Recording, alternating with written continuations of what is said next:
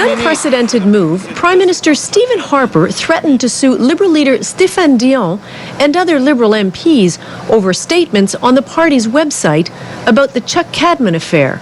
Those statements accuse Conservatives of trying to bribe Cadman to vote against the Liberal budget in 2005, and that Stephen Harper knew it. The notice of libel demands the following apology. Last week, Mr. Ignatieff, Mr. Goodale and I made defamatory statements falsely claiming that Prime Minister Stephen Harper acted illegally in matters concerning former British Columbia MP Cadman. Today, we acknowledge that the Prime Minister has acted ethically, morally, and legally, and retract the statements we made to the contrary. We apologize to the Prime Minister for the unfounded attacks made on his reputation. It's going to take much more than threat of lawsuit from stopping us from getting to the truth.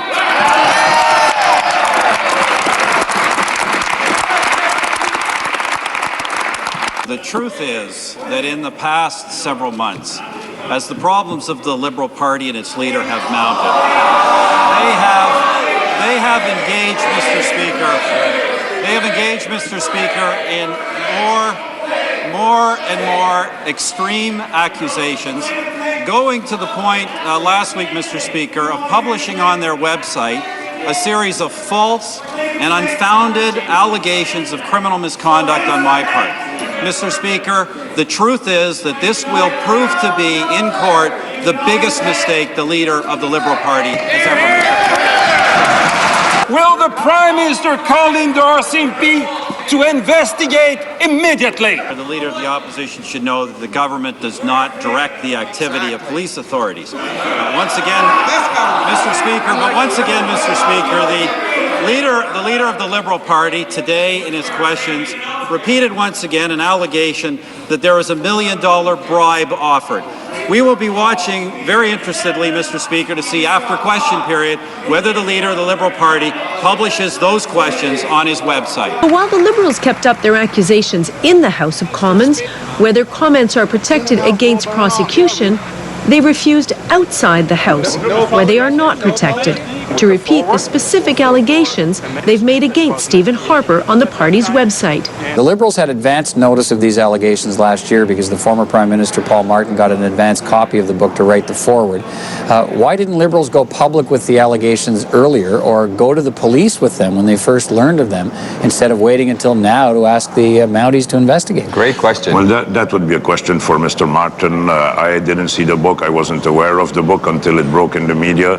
I don't know if Mr. Martin had read the full book or just written the foreword. Those would be questions that only he could answer. Right. Are they questions you would like answered before you go any further with, if it turns out that Liberals knew of this last year. Well, I think it's important that we get to the truth. We had financial considerations offered to a member of Parliament to bring down the government. That sounds like you'll agree. The timing is extraordinary. You'll agree that there is some interest in the timing here of why these allegations are. Why, if the Liberals had advance notice of it, it's just coming out now. You're saying the Liberals. I had no advance notice. I understand that our leader didn't either. If Mr. Martin had, then those are questions that should be put directly to him. Okay, Pat Martin, what are your thoughts on the timing of all of this? Well, this is just it. I mean, Mark Marrison, the head of the BC Liberal Party, and I think he's on the national EPC with David Smith, got a copy of the book, we're told, on February 15th, 2007. And Paul Martin, I can't imagine a former Prime Minister writing the foreword to a book that he never read. What if it was full of all kinds of things he didn't want to be associated with? I honestly don't believe they would do that. I think this is clearly an example of the Liberals sitting on this, hoping that it would come out. Let me finish. Hoping that either if we had an election, this would be a bomb in the middle of an election, or now they can use it as a distraction from his weak leadership on the budget. It's just the timing is impeccable, and the fact that they had it for so long really makes you wonder, why did it come out now? The Prime Minister has got to come clean, Peter. There's something really fishy about this. It stinks, and it looks and walks and quacks like an illegal duck. So we've got to know what it is. Right, but also today, it was very hard to find Liberals today who would repeat the allegation that's contained on their website, which as we speak is still there.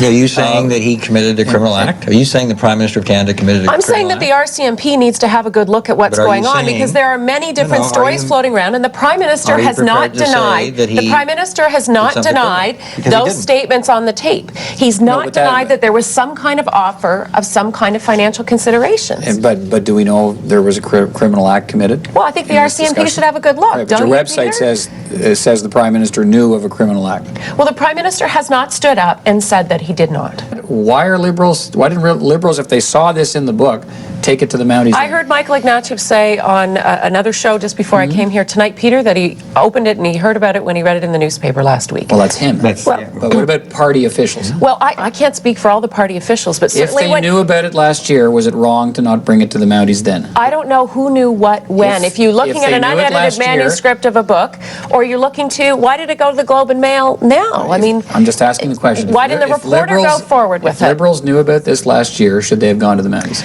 Why didn't the reporter go forward with it, Peter? I mean, who knows if he's looking to do this to promote? There's book sales and all that kind of stuff. Should they have gone to the Mounties? I think if the Liberals, I think if the Liberals knew about it last year, then they should have come forward with it then. And there are issues around timing. What did the Prime Minister mean on the tape when he talked about financial considerations?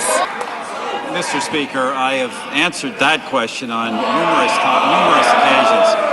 Mr. Speaker, but the real point is that the leader of the Liberal Party and his party have already said, publicly that I offered a bribe in the form of a life insurance policy to a man who was critically ill with cancer. That's their story, Mr. Speaker. Mr. Speaker, just like they retracted their position on the budget last night, they will eventually want to retract that particular policy as well. The Prime Minister talked about financial issues, financial considerations, financial insecurity. Will the Prime Minister admit that he was talking about addressing Mr. Cadman's financial insecurity in exchange for his vote? Absolutely not, Mr. Speaker. Mr. Speaker, I've been absolutely clear that what the party was talking to Chuck Cadman about was the financing of an election campaign. That's been absolutely clear, not just clear from me, clear from party officials, and clear by the statements of Chuck Cadman himself when he was alive in 2005. The Prime Minister said on the tape, don't press it on Chuck. It will not work. The Prime Minister said it will not work. Never he said it's wrong, it's illegal. Why not? The credibility of the Leader of the Opposition's own behavior on this is pretty clear. Mr. Speaker, it is very clear for months the Liberal Party has no issues, so they are resorting to smear and to allegations of scandal.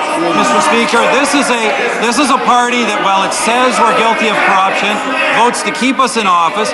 This is the same party, Mr. Speaker, that brings in a non-confidence motion against the NDP. And Mr. Speaker, this is a party and a leader who yesterday gives the Bloc and the Separatists advice on how to win the next referendum. Quite a show he's running over there. For 2 weeks now, the Prime Minister has refused to tell Canadians the truth about what he said on the tape. Why won't the Prime Minister come clean and tell Canadians what he was talking about on the tape? Or will he admit that the only thing transparent about his government is that Canadians see right through it? Mr. Speaker, for the past couple of weeks, both inside and outside of Parliament, the Liberal Party and its agents have been making allegations against me of a criminal nature that are absolutely false, that are despicable. Mr. Speaker, we've been absolutely clear, as was Chuck Cadman during his life, about what transpired. Mr. Speaker, today my representatives have filed a statement of claim in a court of law, and I look forward, Mr. Speaker, to seeing the Leader of the Opposition actually let this go to trial so he can hear the whole truth and admit his own role in it. Canadians will be asking him to explain the tape, and they have the right to know. Where will he hide? We're all going to be very curious to find out how it was that the leader of the Liberal Party and his party came up with an incomplete and edited version of a conversation 3 years after an event. We're all looking forward to that explanation.